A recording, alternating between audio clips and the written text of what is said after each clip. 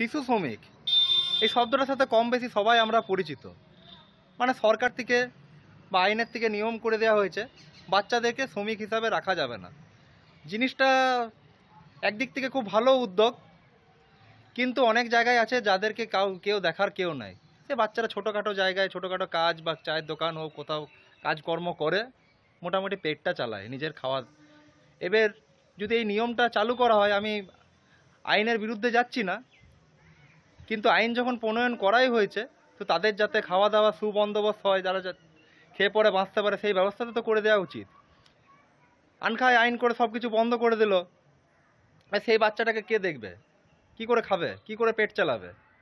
তাই যখন কোনো একটা সিস্টেম আছে পুরো গোড়ার থেকেই মিটিয়ে দেওয়া ভালো, যে ছোট বাচ্চা যারা আছে তাদেরকে যেমন শ্রমিকও রাখা যাবে না, কিন্তু তাদের জন্য আলাদা ফেসিলিটি দেওয়া দরকার, যাতে অনাহারে তাদেরকে না থাকতে হয়। তো আমি জানি না জিনিসটা বিষয়টা ঠিক বলছি না ভুল বলছি, তার জন্য এত আমার বন্ধুরা আছে, জনতা আছে, তারাই ঠিকঠাক বলবে। তোমরা কমেন্ট করো, কমেন্ট করে বলো।